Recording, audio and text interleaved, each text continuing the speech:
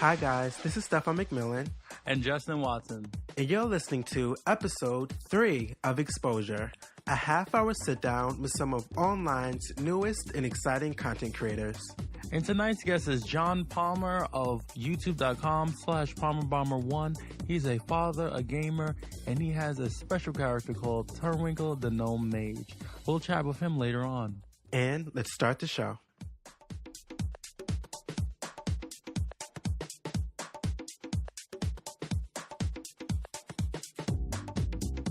Hey guys, we got some breaking news. Maybe I'm gonna try. All right, don't judge me, people. But I'm gonna try and do this in a newscaster. Oh God! All right. So YouTube has now decided that they will add a new feature so people can pay and not get ads. There have been rumors going around for years that YouTube was going to add a paid subscription service to their video platforming. And now they have. Now it isn't changing YouTube completely, but it may change the dynamic. What do you think about paid subscription stuff? Well, most people I know use ad blocker. I don't know if you ever heard of it. It's an add-on. It's an add-on you can download to whatever browser you're using, and that's free and that's legal. So it's not like you're doing anything wrong. And I get some people are against that, like some people that have websites and stuff, especially content creators, because they feel like you're taking, I guess, money out of YouTubers' pockets.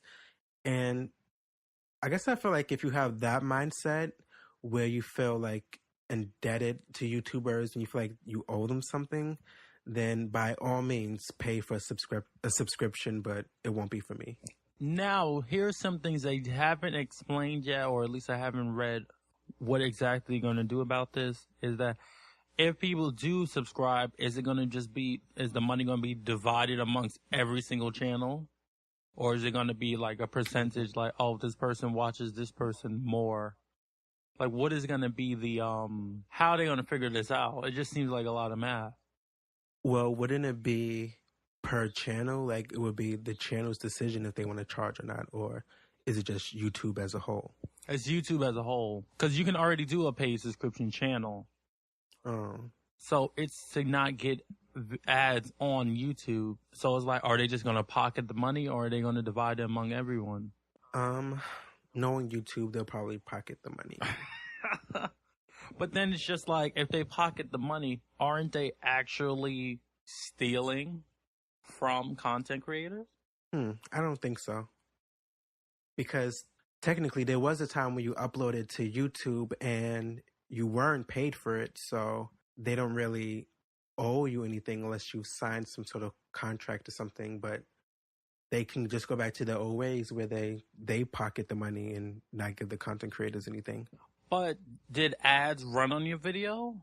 Like, I feel like if there wasn't any ads running, then nobody was making any money. But if you charge someone not to get ads and they come just to watch me, then you're making money off of my content. Well, are they coming just to watch you?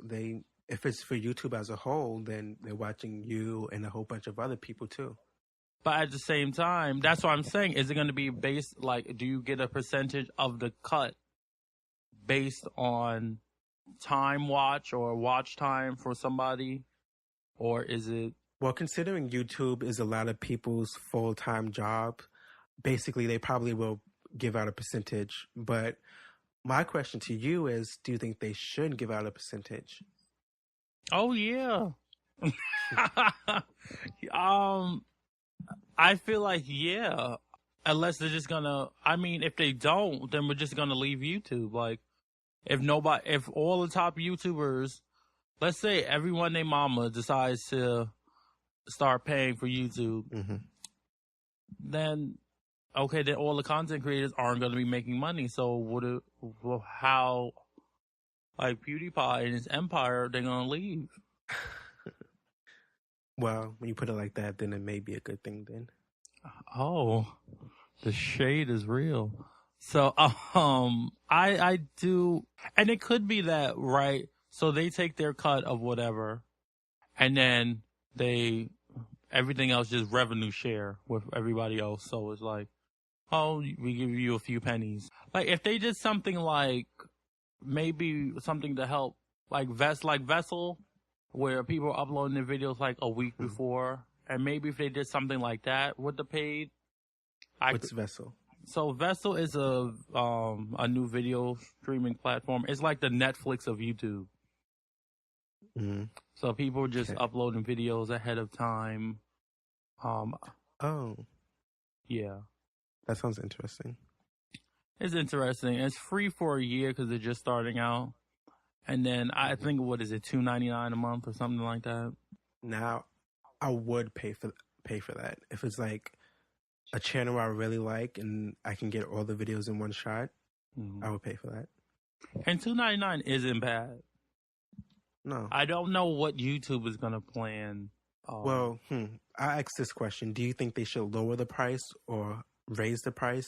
Should they be like Tidal and charge $20 a month? What do you think? Let me tell you, Tidal, I don't care what exclusive songs Tidal has. Okay, $20 a month. We're just going to go download it any ways possible, all right? $20 a month. Are they going to give you a free album a month? No. Well, I mean, I don't know. Technically, when you think about it, it's like $20 a month, but it's any album you want in the world. Yeah, but if the power goes out. Well, that's going back to the argument of, is digital music bad or good? Because you can say, yeah, you have all these files on your computer, but then your hard drive crashes. Then what happens? You re-download everything illegally. So that was that segment. Download illegally. Don't pay YouTube. Thank you. And we'll be right back. Guess what? What? I found this new site. Well, it's not new, but it is a cool site. And you can go on there and answer surveys, and then they pay you. And it actually does work. I've tried it myself. Now, you don't get paid for every survey because sometimes you don't qualify. But you have to put in work for the money, right? So you can go to bit.do/Slowlist. And it will take you to Opinion Outpost. All you have to do is sign up, and you'll help support the show.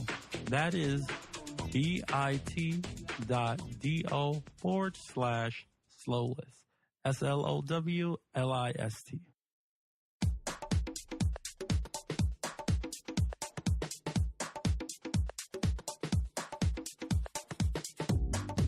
And we're back with our guest, John Palmer. Thank you for coming, John.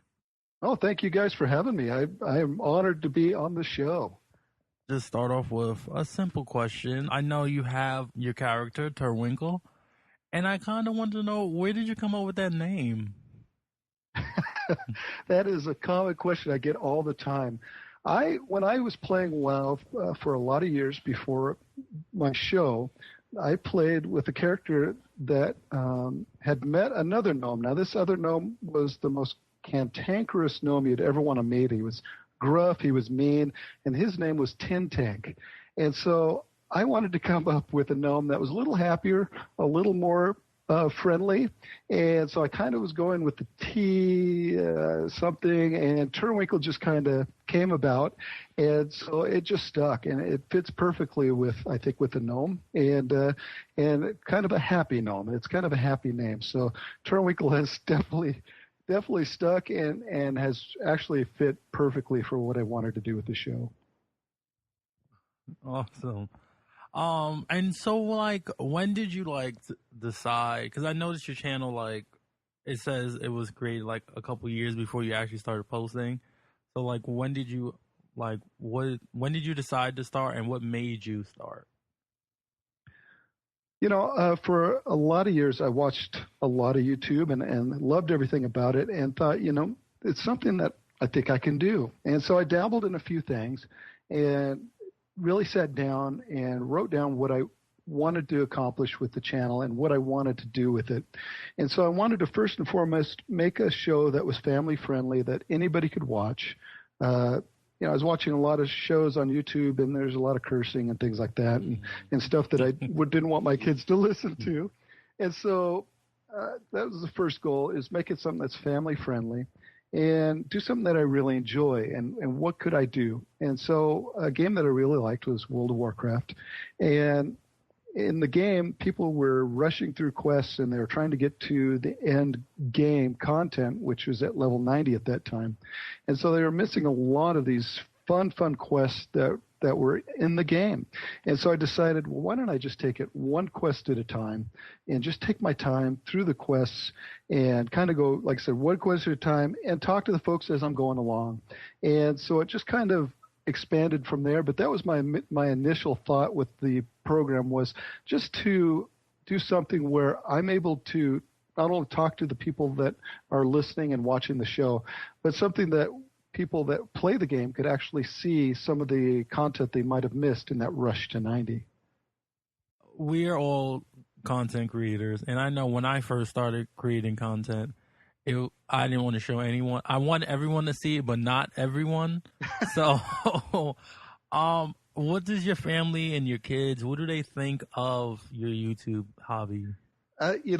My family's all supportive. My wife has been my biggest supporter. She allows me the time it takes to put stuff together. As you know, it takes a lot of hours to make content, put it together, record. Then you got the editing process, the rendering, getting it up, and then the real work begins of networking that out for folks. And so it's almost like a second job in a way. So to allow me to do that, she has been such a big support. And of course, my kids love it. I have 4 kids, 2 that are out of the house and 2 that are close to getting out of the house. So, but they really enjoy it. And, my folks all love it. So, and they're all big supporters of the stuff that I do. Again, it's family friendly. So in a way that helps me keep it family friendly. I don't want my mom calling me and saying, "What in the world are you putting on that channel?"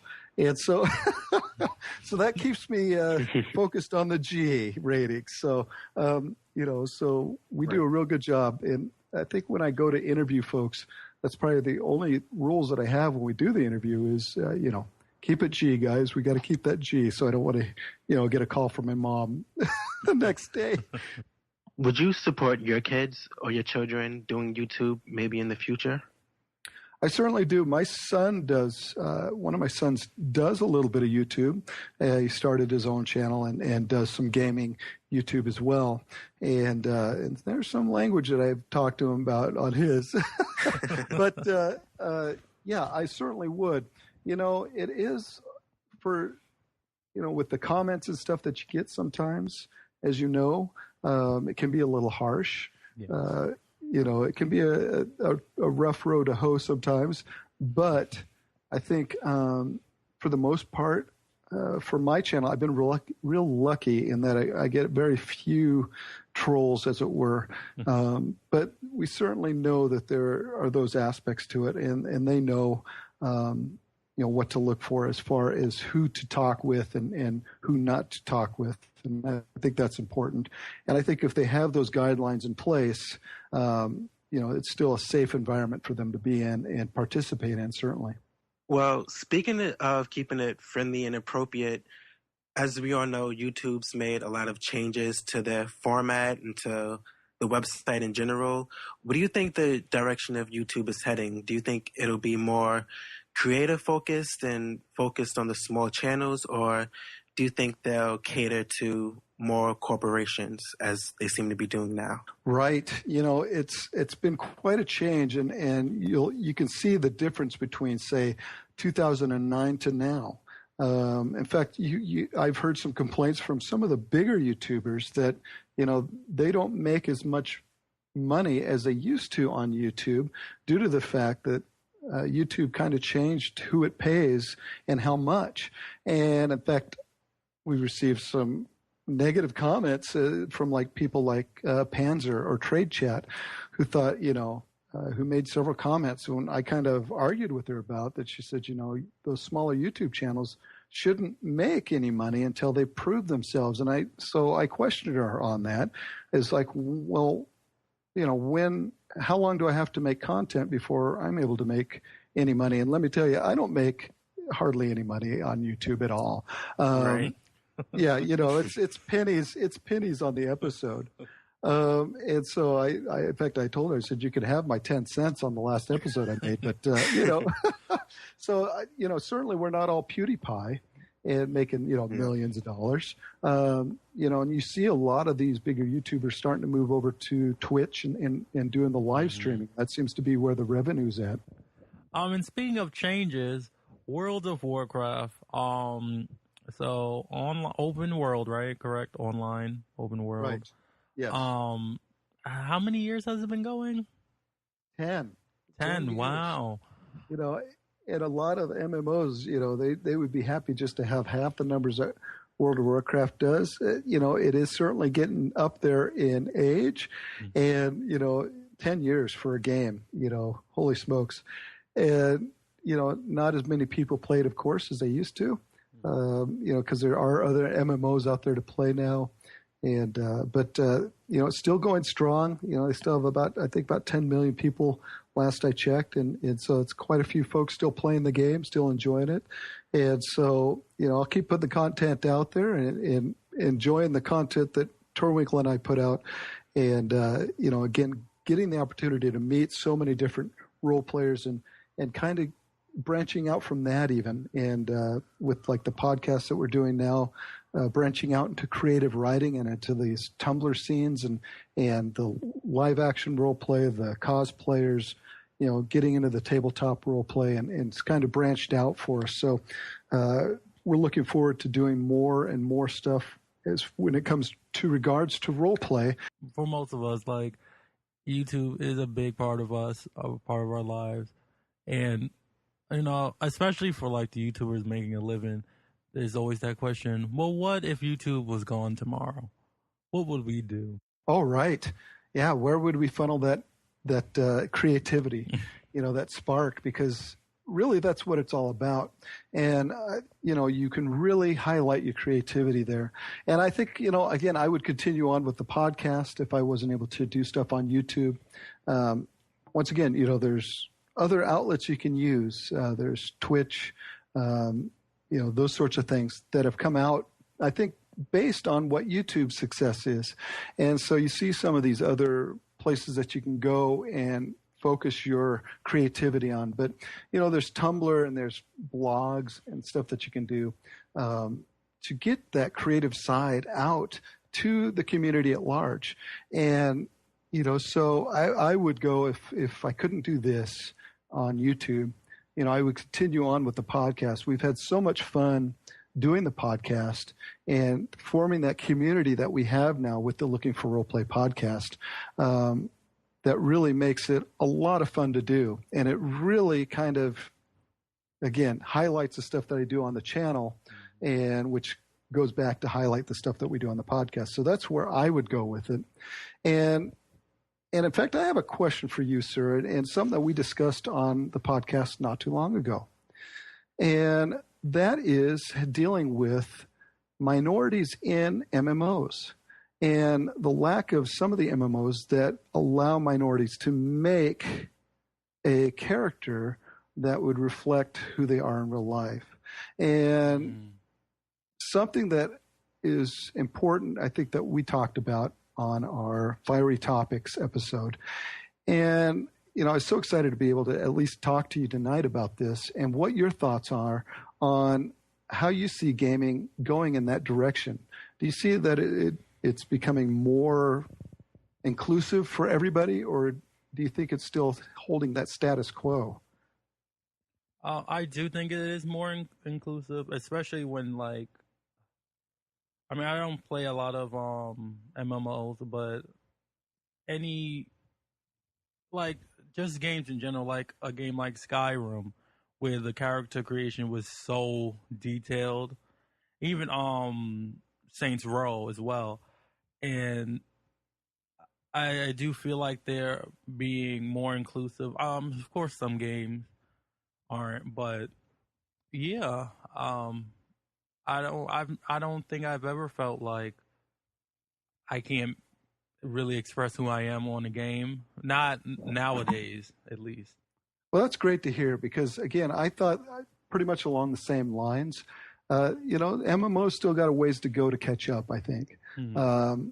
But I think a lot of games, like you mentioned, like Skyrim and Saints Row, did a great job in making it sure that it's something that's inclusive for everybody to make the character the way that you'd like to make it. And, so I think that's good to hear. And I think it kind of echoes what I had mentioned on the show. And I thought it'd be a great topic to bring up here as well.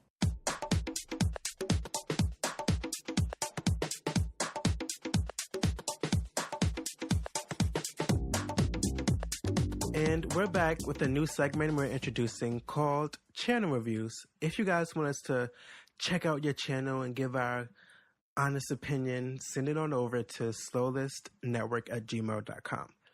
All right, so this week we have Ray C. Smooth.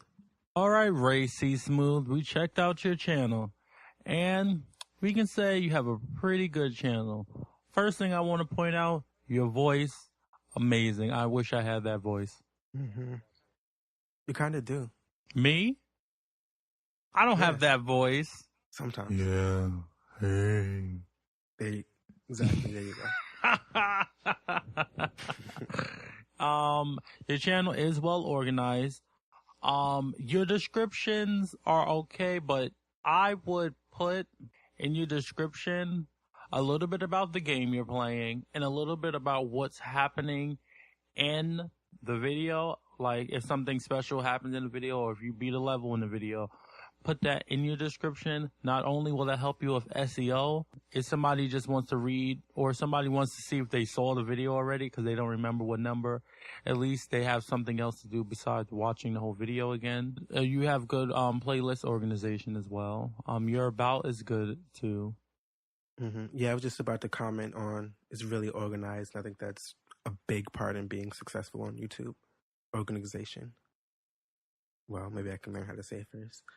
I don't know if you're going to monetize your videos. I would watch out for Sega because they do give out strikes. Well, I guess from the perspective as someone that doesn't watch so many gaming videos, I personally would watch your videos because I feel like you have the personality. Like Justin said, you have the voice, and I would really want to hear you narrate these gaming footage. And your thumbnails are cool, but I would watch out with putting text at the bottom of the thumbnail on the right side due to the timestamp.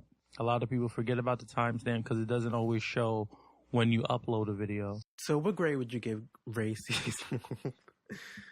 Now, I would have given him an A, but I'm going to have to give him a B because I do like a gamer that uploads their Let's Plays once a day.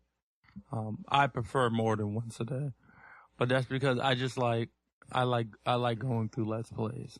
But everything else is on point. It's on fleek. Yeah, I agree. I would go a little higher and give him a B+. Oh, okay, cool.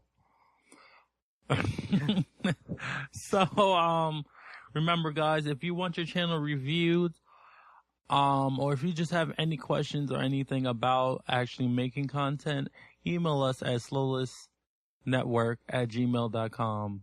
And we'll see you guys in the next segment. So I'm a content creator and you are too, correct? Yeah. And sometimes we need extra support as content creators, and they have these things called networks. Now with a network, you can get extra support and extra apps and things to make your channel better. And yes, they do take a little cut, but that's okay because when stuff hits the fan, like you get a copyright strike, you have someone to call. Good luck getting in touch with YouTube. And we have for you this. Full Screen is accepting a lot of people, and the requirements aren't that much if you're a small channel, so you don't have much to worry about. And you can help and support the show. Apply.fullscreen.net/? ref equals slowlist in your face. That's apply.fullscreen.net/ref equals slowlist in your face.